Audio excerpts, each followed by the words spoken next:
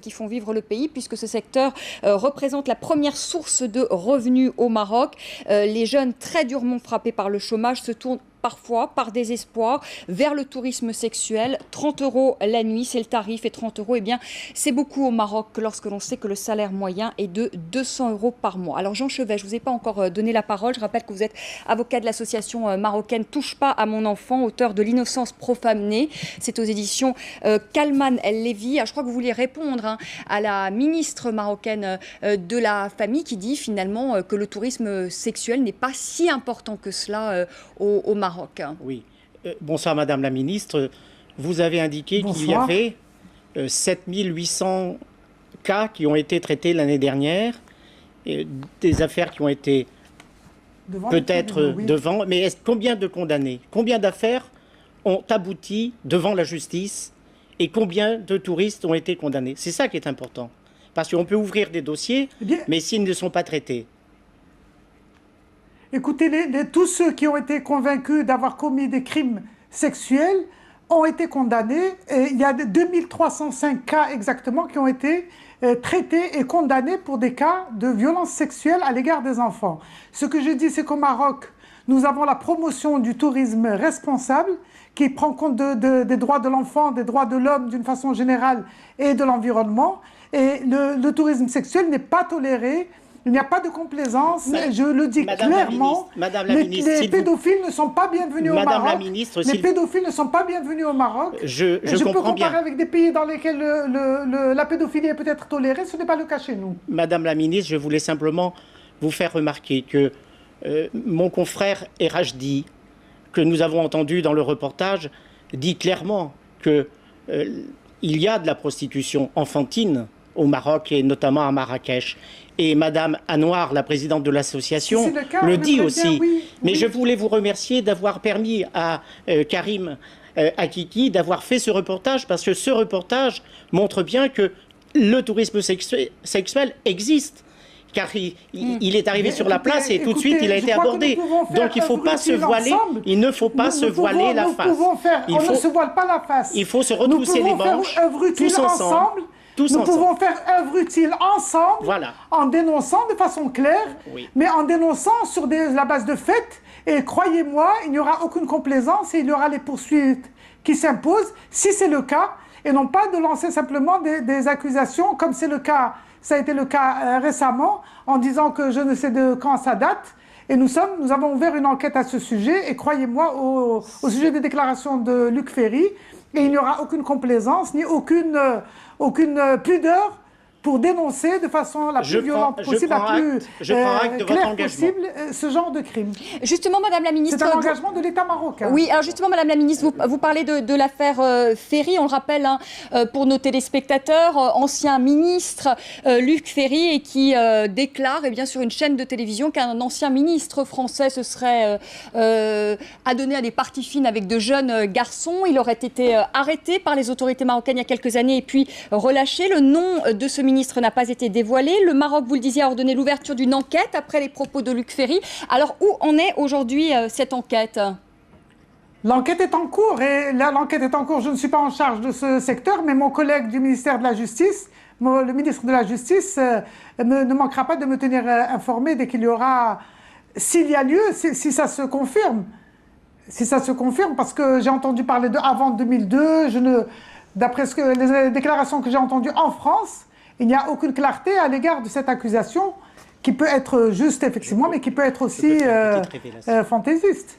Alors Jean Chevet, qui a également, il faut le dire, avec votre association, déposé plainte contre X pour exploitation sexuelle de mineurs et non-dénonciation après les propos de Luc Ferry. Je crois que vous avez quelque chose à nous dire. Oui, à l'association Touche pas à mon enfant, on fait une petite enquête aussi. On n'a pas les moyens de la police ou de la justice. Mais ce que je peux vous dire ce soir, c'est que les faits seraient de 1999. Et pas 2002, pas 2000, 1999. Et merci de l'information. Et ce jour-là, le ministre en question a été arrêté et emmené dans un commissariat. Et relâché. Et relâché sur intervention d'autorités françaises et marocaines. Ce que je veux dire, c'est que ce passage au commissariat a laissé forcément des traces. Alors il suffit de rechercher les archives. C'est ce que l'enquête déterminera, et je peux vous affirmer qu'il n'y aura encore une fois aucune réticence à mener les recherches jusqu'au bout et à prendre toutes les mesures qui s'imposent de la part du parquet de Marrakech.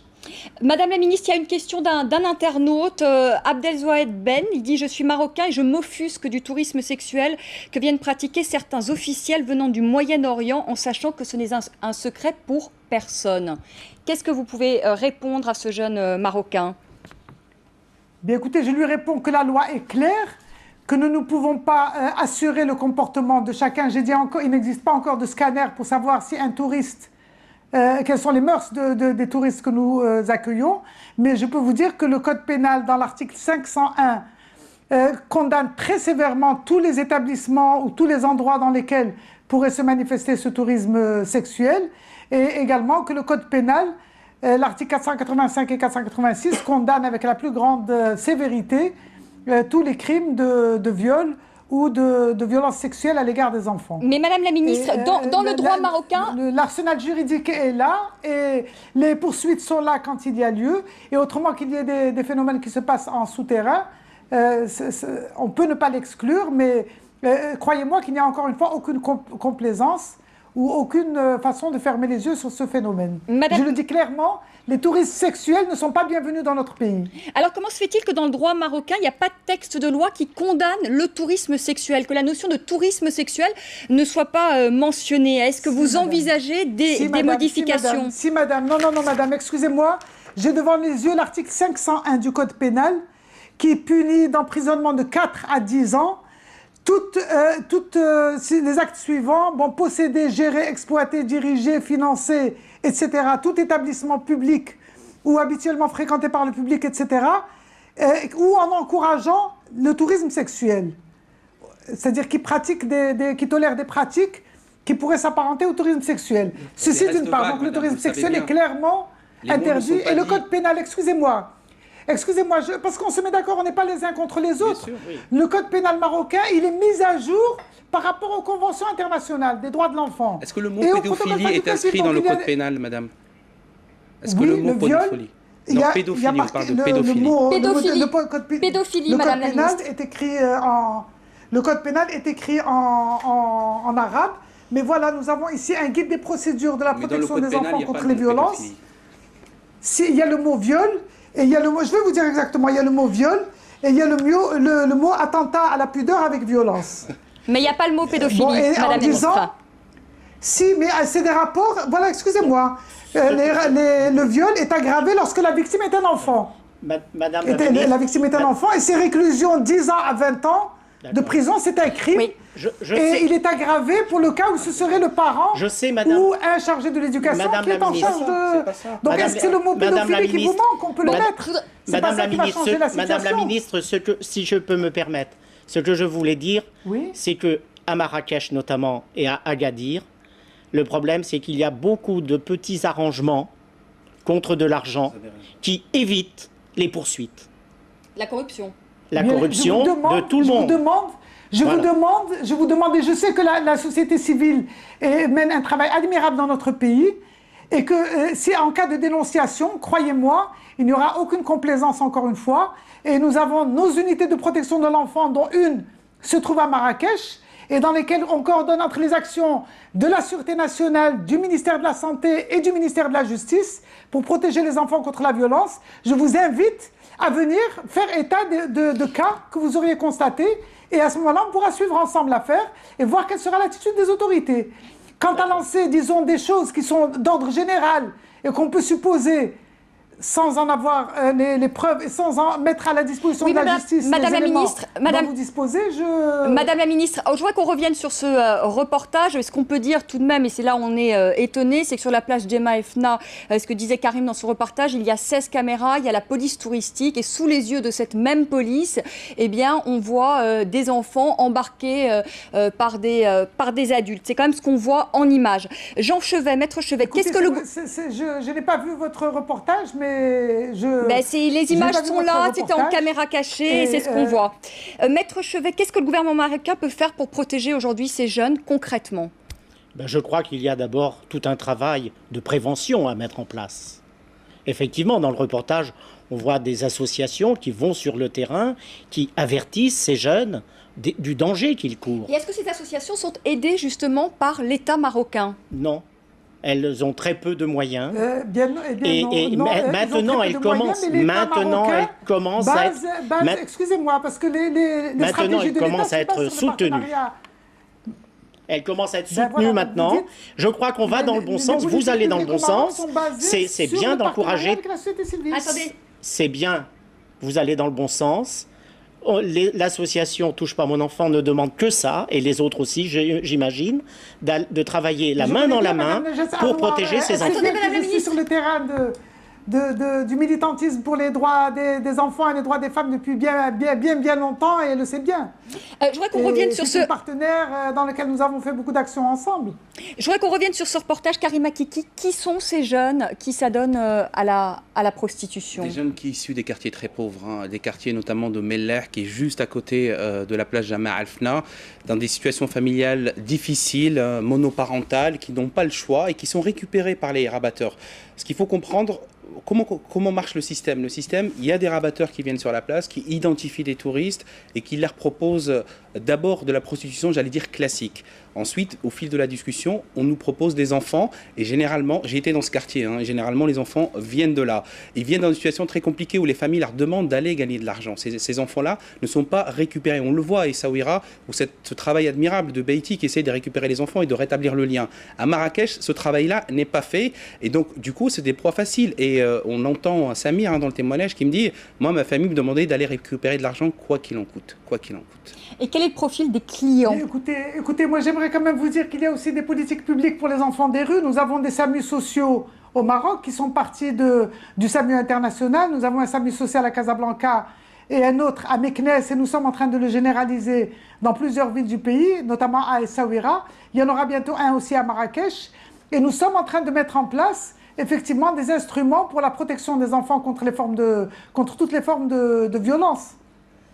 Et aujourd'hui, c'est au niveau de la Constitution que les droits de l'enfant sont affirmés. Et le Maroc s'oriente de façon très déterminée vers une protection totale en matière des droits de l'enfant. Vous savez bien qu'il n'y a pas que le droit, il y a aussi les mentalités sur place. C'est très difficile d'aller porter plainte. Il faut soutenir ces enfants-là. Ils ne sont pas du tout soutenus. Ne croyez pas que ça se fait... Je sais bien, ils ne sont pas du tout soutenus pour ça. Maître Chevet. Le problème, c'est que tous ces enfants n'ont aucun suivi psychologique. Lorsqu'on les découvre, ils sont laissés à l'abandon. Ils ne savent plus où ils sont, ils ne savent pas comment se sortir Ils regrettent d'avoir porté plainte.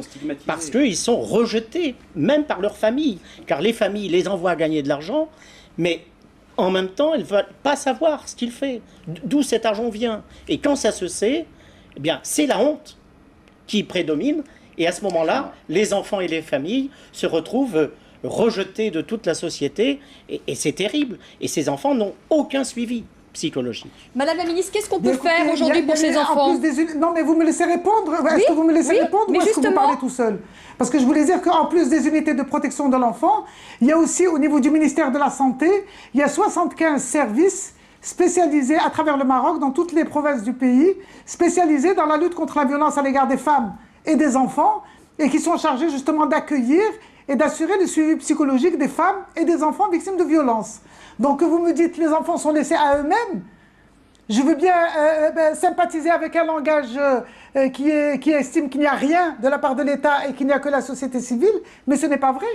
Ce n'est pas vrai. Les pouvoirs publics mènent des politiques pour protéger les enfants en partenariat avec la société civile, et on travaille justement pour créer cette convergence au niveau de chaque région pour la protection des droits de l'enfant, qui associe aussi bien les différents ministères que la société civile.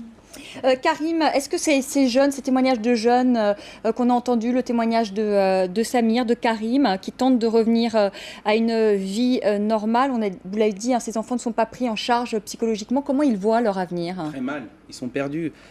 Moi j'étais très étonné de voir le cas de ce petit Karim, très jeune qui est perdu, qui psychologiquement me dit je suis détruit, j'ai plus envie de parler de cette histoire-là parce que c'est revivre tout ça. Ils sont laissés à l'abandon. Il y a l'association Touche pas à mon enfant, j'étais dans l'écho de l'association, ou Beiti ou d'autres. Il y a beaucoup d'associations. Je ne dis pas qu'il n'y a pas d'associations. Les associations sont là.